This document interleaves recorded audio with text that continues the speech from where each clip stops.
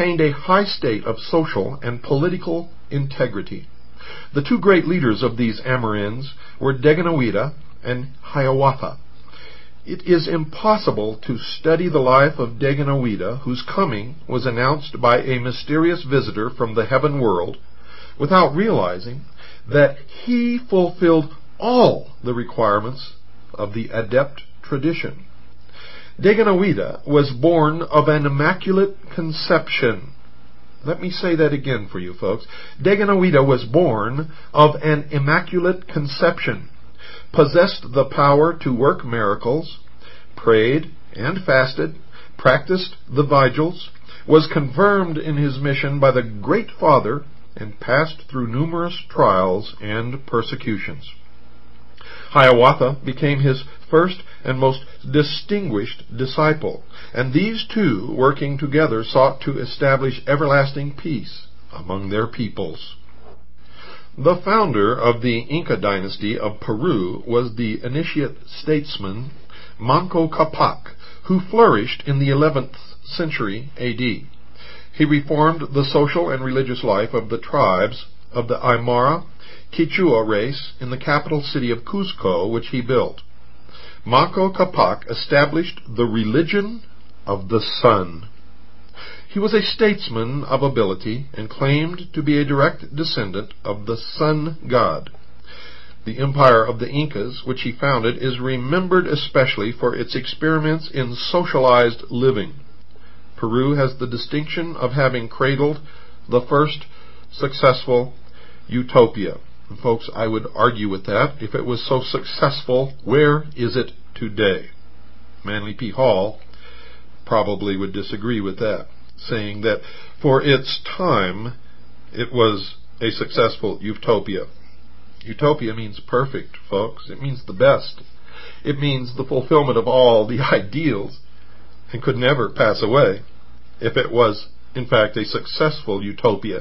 And that's the problem with these priests of the mystery religion and their dream of a world utopia made up of imperfect men, ruled by imperfect men who have other agendas, who have selfishness, who covet, who steal and lie.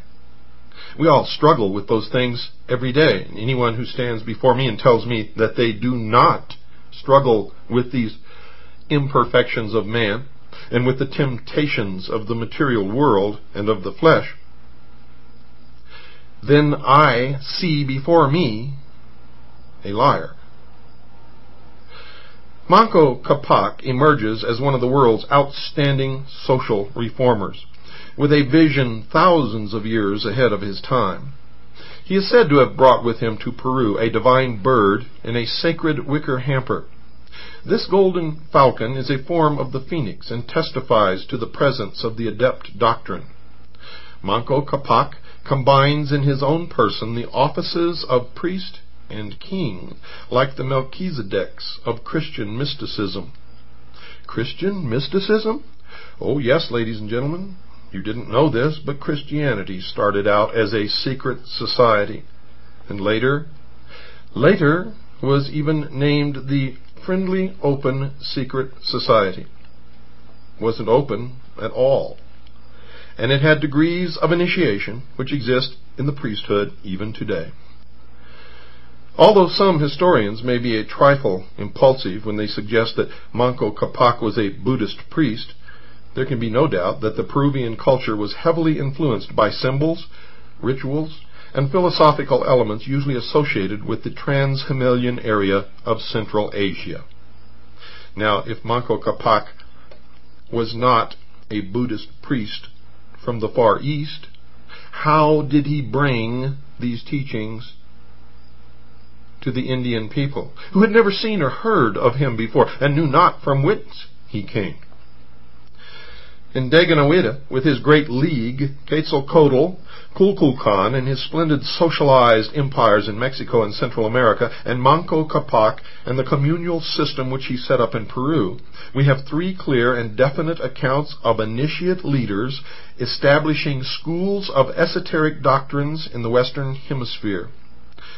From a consideration of their attainments, and the systems which they inaugurated, we can come to but one conclusion, ladies and gentlemen. The mystery schools of antiquity were represented in the Americas by institutions identical in principle and in purpose with those of Asia and the Mediterranean countries. How could this be? How indeed? Is it true that at one time, according to the theory of plate tectonics, that all of the continents were together in one, and that there was free interchange and activity conducted between all of the peoples of the earth? Were they indeed at one time ruled by one great ruler in one great city? And was there at one time one great continent in the whole world known as Atlantis? And was the scattering of the peoples and the mixing of the languages and the tangling of the tongues described in the Bible, was this merely the breakup of that one continent as the plate tectonics began to move away from each other, as the earth's crust shrank and molten magma compressed below began to push up and separate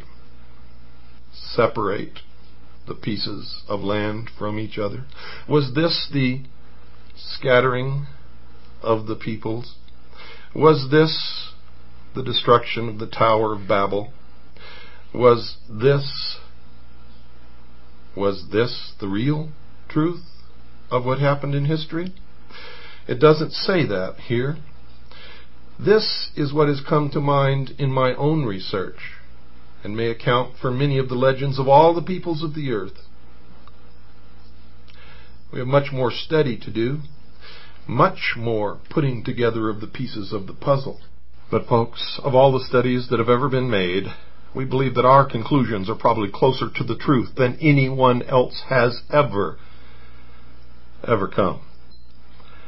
In any case, we hope we are, and if we're not, we certainly will pick up the thread of truth wherever it leads us, and if we turn out to be wrong, you will be the first to hear it.